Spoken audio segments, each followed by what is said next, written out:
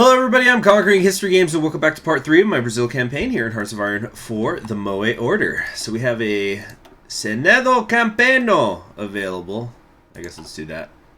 Although I keep saying I'm not even going to bother about this. We're just going to keep subsidizing the mech stuff for right now.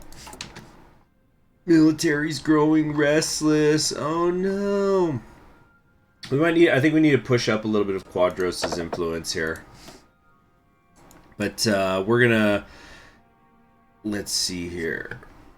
Yeah, because we're gonna be doing search and destroy today, which is going to worsen their relationship, but it's also going to increase Lot's influence. So now I want to court the opposition. So there we go, kind of even things back up again. Okay. Pull up the pots! Kwame heard the frenzied shouts of his first mate above decks and scrambled up to join him. A Brazilian fighter was strafing one of their sister ships. Just cut them, we don't have time. Get the engine running. We need to go now. Yeah. One of the freighters broken off from the pirate fleet. He prepared to sink Kwame and his crew beneath the sea. Along with their illegal cargo, we noticed something else. A small vessel in among the swarm, but significantly more modern than any of the others. He saw why. He had a new target. Their Nazi ringleader had painted a bright red swastika on his death. Yeah, so we just strafed a German colony, a fishing convoy, you could say, of fishing ships. I don't know if convoy is the right word. Damn it, I should know that. I don't know. I was in the army. I wasn't in the Navy. I don't know about all that nonsense. You know, just a bunch of. And not that there's anything wrong with being gay, but when I think of the Navy, I just think of a bunch of repressed homosexuals all singing sea shanties to each other while they make fun of women who are into cottagecore, as if that their sea shanty obsession isn't exactly the same thing aesthetically.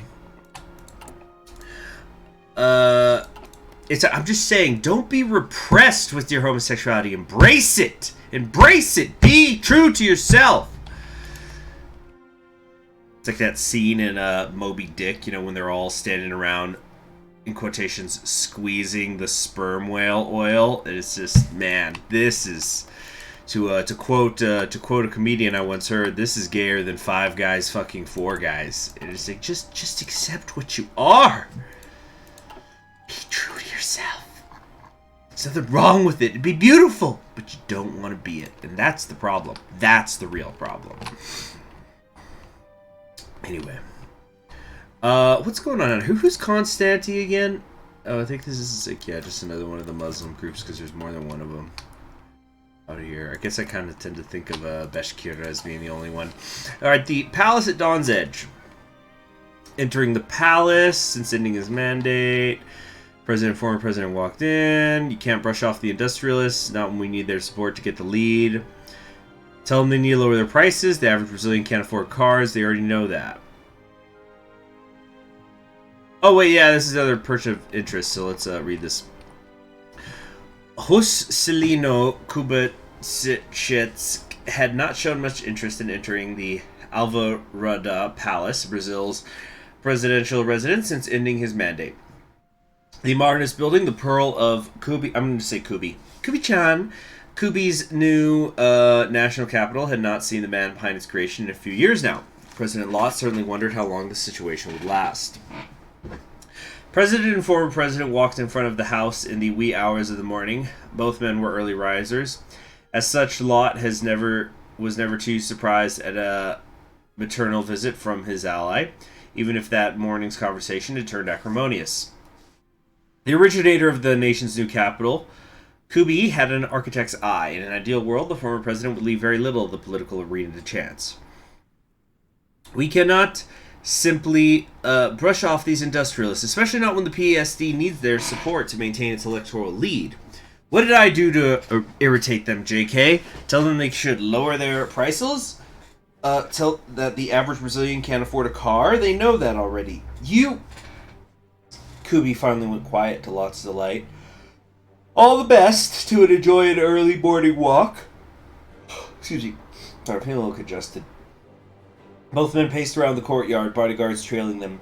Beyond the courtyard, the new capital started to drift awake. ending another night of soon-forgotten dreams. Finally, Lot was first to break the silence. Things are well, JK. Things will remain well.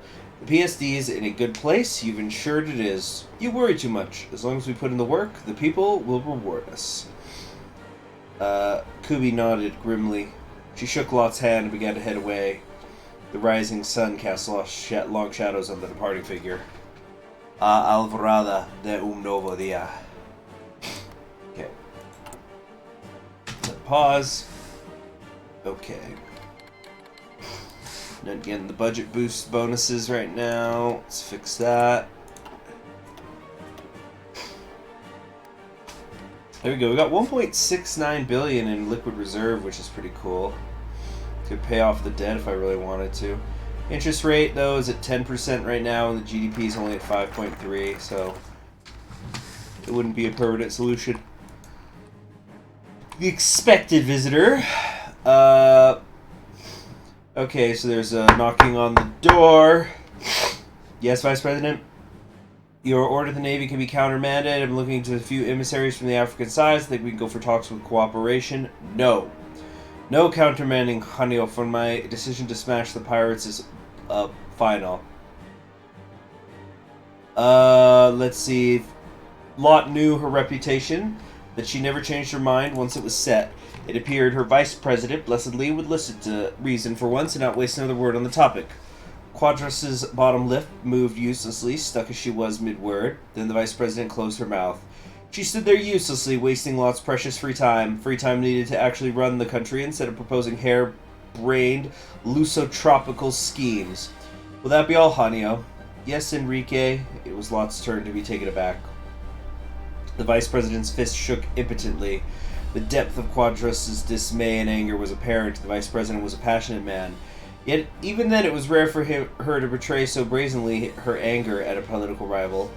Lot did not find it in himself to feel bad about sticking to her plan. It took until a few minutes later, after the last of Quadros' steps echoed away, for Lot's peace of mind to return. She'll get over it. Okay, so send them back. The relationship and military loyalty will be affected by our choices. Now we need to send back the West African ones. If they don't learn the first time, beatings and gunfire will be more than sufficient to cure such disorders. That was like so as many of you know, I work in mail, and we were sorting packages recently, which was technically not a job we were supposed to be doing. But anyway, there's a guy he's been around for a bit, really good carrier. And we're scanning the packages. Now, I'm sure a lot of you out there have received a package of some kind at some point in your life, and there'll be a barcode, and that's there for us to scan. And and one of the things that we absolutely hate is when they put those stickers on that have the address and the scanning information and all that, and they do it in a way that the barcode is creased by putting it on the corner, because then you can't scan it. And I'm gonna read this in a second, but the and then this guy, he just is really frustrated. He guys like, God, the people who put these on, they need electroshock therapy. So we need to change their lives. Electroshock therapy every time you put it on with the crease on there. Hold on a sec. And it is with the deepest honor and gratitude to the people of Rio and the Jewish community that I inaugurate ad-free. Whoa. Okay. Excuse me. I need to go blow my nose. Okay, I'm back. So, Lacerda cut the ribbon, then turned on his smartest grin as he faced the cameras and applauded again. He even let out a bow for the press's sake. He continued on to his speech, staring hard at the neighboring building, the German consulate just opposite from the new school. The Nazi bastards had angrily shut their curtains. Good. He'd make sure they got front row seats to see Jewish children alive and well, attending school and living normal lives. I stayed up until 5 a.m. reading Anne Frank's diary, mere months after when it had been first smuggled out of Germany and published around the free world as an indictment of German atrocities. It is a truly moving document. That poor girl had died alone and betrayed, starving and sick, robbed of any dignity she had left. He held his head high and stared at the disgusting Nazi flag flying outside the consulate that had the gall to taint Brazil with its hateful presence. The least I could do to avenge her was give her people some of that dignity back, and God willing, I will make sure Brazil protects you or die in the attempt. The resulting applause could deafen an entire stadium. And Frank smiles in the afterlife. Okay. So, gosh, I was going to say something about the Anne Frank diary. So when you go into the El Paso Holocaust Museum, now I'm remembering, the El Paso Holocaust Museum and Memorial Center, in the final room, when you do the tour, is effectively a memorial room. Because, sidebar, that's one of the things that's sort of interesting about Holocaust museums, that are not in Europe or in Germany, is they're often used as sites of mourning themselves by people who can't afford to, go to Europe and stuff. Anyway, and we have one of those collages. You ever seen those pictures that, you take a ton of pictures of something and then it forms into something else, like you use the individual photographs as pixels and stuff like that. So there's one like that of just like bunches and bunches of Jewish children, and together they form Anne Frank, and it's supposed to be a representation of like how Anne Frank's story, while sad, is merely a representation of the greater, the millions of not just Jewish, but all sorts of children who died in the war and in the Holocaust. Anyway, Quadros visits China. Which China? Extra, extra! Vice President Quadros visits China. Brazilian-Japanese relations on the upswing. Visit was more of a tourist visit than a tourist. I didn't get the fan on. A tourist visit than a diplomatic mission, taking sight of the Forbidden City, where he visited the museum and witnessed the great many cultural artifacts of China's imperial period. Then there was a fine dinner on the Brazilian embassy, with the president of China, Guo Zongwu. This one. The Brazilian ambassador, Sergio de Quirozo Duarte, and the Sphere representative in China, Takeo Miki. The dinner was filled with much amicable discussion among all those involved, with Brazil's intentions of a deeper relationship with the Sphere being made openly and explicitly. We shared in an anti-imperialist struggle, and we have to deepen our relations with like-minded nations. Those who share our struggle against colonialism. May we stand as brothers. The comments made the contentions clear, too clear, as this was contrary to the interests of the United States and contrary to the opinions of many domestic citizens, many groups, especially pro-OFN and left-wing organizations, slung around accusations towards Quadros such as Nazi or Japanese bootlegger, liquor, along with other words the newspapers were not allowed to publish. Following the dinner in an unpublished event, Quadros, Gao, and Mickey met in a private office to discuss trade specifically. Upon her return, Quadros regarded the trip, talks included, as a great success. Who but Quadros could do this? Look at adorable Quadros. Of course she was able to do it. Okay, we're going to go with maybe some infantry equipment, or do we want to do industry stuff? Yeah, let's do some construction. Okay. Let's keep things rolling here. Yeah, of course, things aren't going to really kick off until a little over a year from now, but we are making progress, and things are going faster, as you can see. Okay. But the send them back. So we did search and destroy on the Germans. Now we're going to send back the West Africans. Always keeping an eye on this relationship. You see, again, it's leaning in Lot's favor. We're going to want to switch that. Okay. The King of Pandas.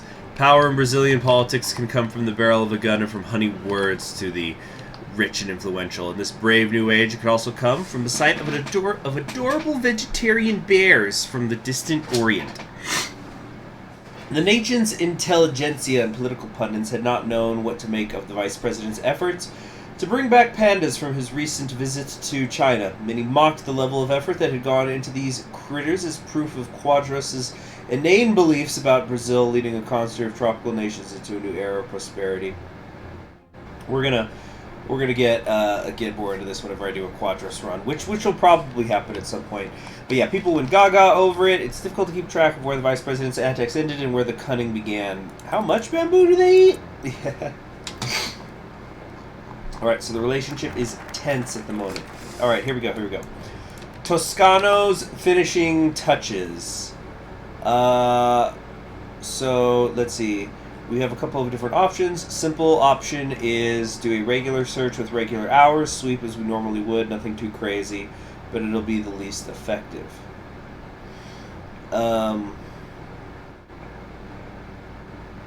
So we're going to say third plan is the safe. Actually, let me do a save here. Okay, I might do a Brazil guide if I find the time. Okay, but we're going to go with the Quadros option here. Just to, because, yeah, we gotta... We're gonna have Lot's influence is gonna increase a fair amount later. We're gonna work more on it though later. Where's the one that's gonna make it worse? Yeah, right here. Investigate the peasant leagues. That's where we want to go first, and we're gonna do it via the Neves plan, which is gonna boost Lot's influence more. So we're trying to keep it together here.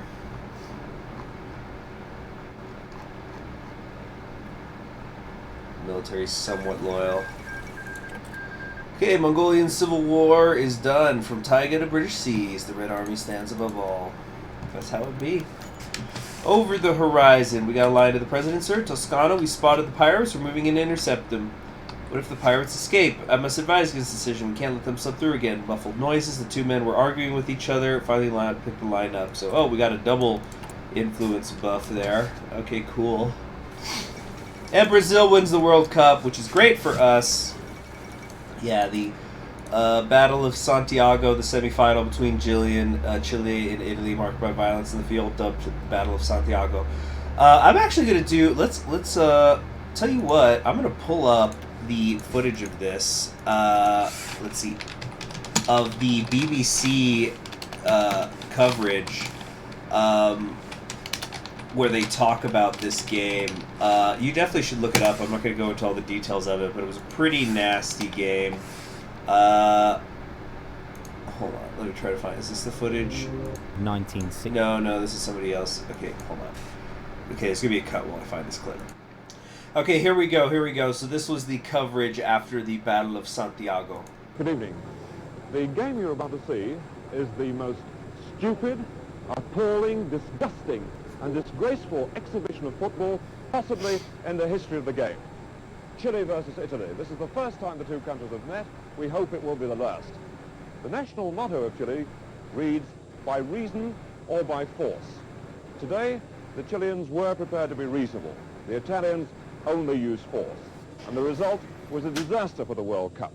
Now, if the World Cup is going to survive in its present form, something's got to be done about teams that play like this. Indeed, after seeing the film tonight, you at home may well think that teams that play in this manner ought to be expelled immediately from the competition. Just see what you think.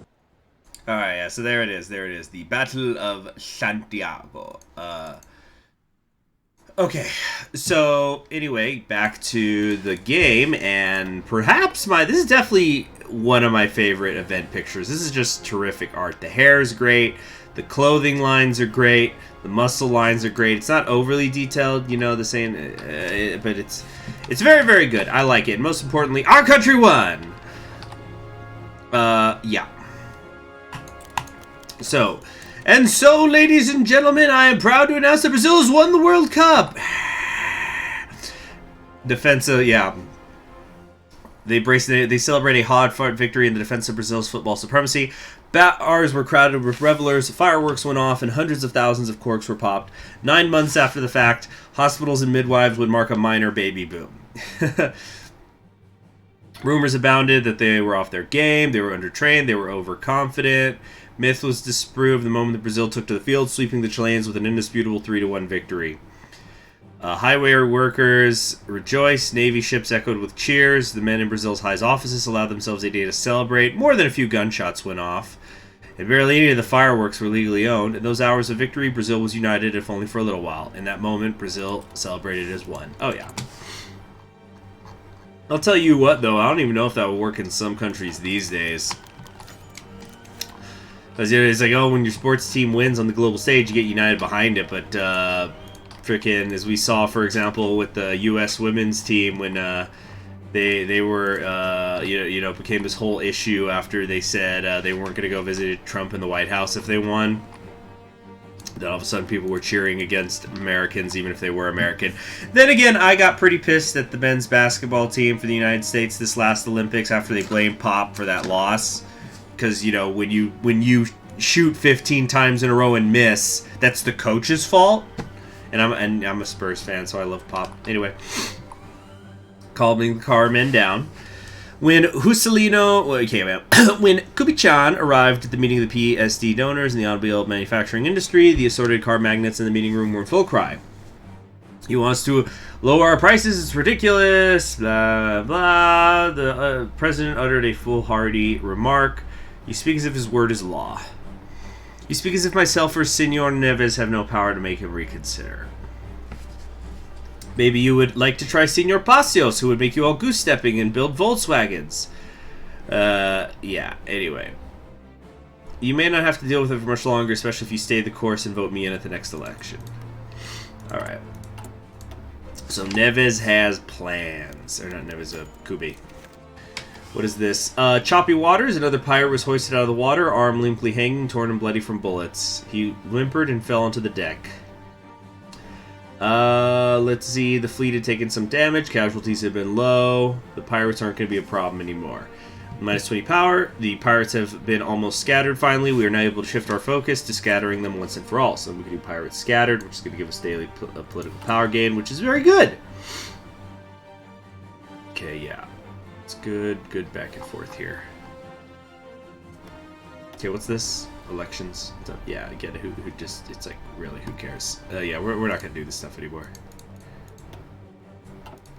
Okay. What's going on in the rest of the world? Has Tomsk chosen yet? They're still doing the Provisional Duma. How about Irkutsk? Oh, I think Irkutsk has this in the bag. Coffee with Neves. We avoided the worst of the crisis with our decisive actions taken earlier, but inflation and debt still pose a problem. Well, I was just reading the line. It was early in the morning with the sun only having risen. And right as I said that, my cat Caesar moved some of the blinds laying down in the light from outside because it's the morning right now came in. And then Caesar's role playing. Sip some coffee. We need to raise some taxes, change interest rates, make it hard for companies to dodge. Finally, some good news. Lotte bloody shot him! Quadros shouted as he barged into the meeting room. Who shot who, Hanio? Wow, Pedro Texiera, leader of the Peasants League in Parillaba. He was walking home with his children when somebody pulled out a gun and bloody shot him 3 times in the back. He was dead within the hour. They were all looking at Quadros when he barged in. It would be Ceccio who broke the silence. This complicates things. Let's do pirates scattered real quick just so we can get that bit of extra political power. Now we need to deal with the big predators. The most dangerous game of all. Man. And for right now, I don't know about which one of these I want to do, so we're just not going to do anything. Save the political power. Fallout, we need to deal with the situation quickly. The economics in the Peasants League. Deploy Django to talk with them. We want to talk with them quickly. The plan will only boost inflation. The Quadros interrupted. This plan will boost inflation. We need to cut taxes, crack down on inflation, and deal with the growing debt if we want the economy to continue to prosper. Let's see. Outside it began to rain. Okay. There we go. Che Guevara has been released. Wow. So, Motorcycle Diaries. Ha. Okay, Guyart walks into the bar, get us some coffee. How is Maria? Tell Maria I sent her my regards. We must, of course, discuss the Senate election. I'm helping directly lead the campaign, and I'm running in Guanabara, but we both know it's a long shot.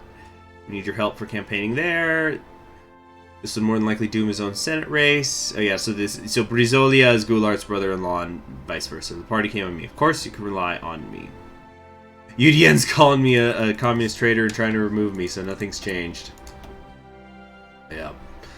Yeah, sometimes you get called something so much you just start ignoring it. I'm not just talking about politics. Splitters! I declare this meeting adjourned.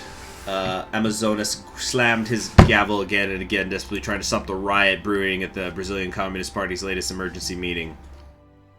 Tensions had simmered in the party, but the latest incident, yesterday's incident, had escalated the situation. Put that fucking gavel down, Zhao, you goddamn tyrant! This isn't over until your goon is punished for his murder! Preste was red in the face, but still determined. The party was seconds from an outright brawl. Shut your mouth, Prestes! Your mad dog attacked Miguel. It was self-defense, and that's the end of it. We knew this day was coming. What the hell has happened to you? Every day you get more violent, more authoritarian. What happened to our plans? Now all you talk about is your bloody agrarian revolution. This is the last straw, because he's crying. When would you have one of your goons kill me in self-defense? This party is no longer about the communist Brazil we were trying to build. It's about you. With that, Preste filed out the door. The remaining members stood confused, deprived of both a fight and half the party's strength. Amazonas collapsed against the back wall and held his head in his hands. How could he lead the revolution if his own party was splitting around him? The gavel was a pile of splinters. Wow, deep. Okay. Yeah, this seems to be right in the middle. Maybe a fraction of a percent off, but yeah, we're good here. We're good. I guess let's work on the armed forces then. Let's see. Do an audit? No, not an audit. They get all pissed about the audits. Reassuring top brass seems to be the best because it you know, it lowers the nepotism as well. Pirates are scattered. Okay, cool. Time for the Neves plan, which I'm seriously just doing because I'm gonna probably do a Quadros run sometime.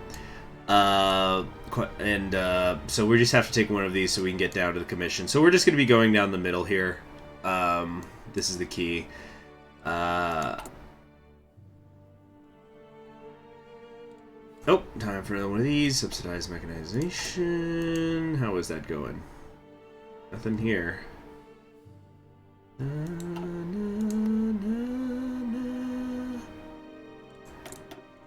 Okay. Yeah, maybe we'll just not take anything. Oh, I think Quadros took a tiny lead. Builders of History.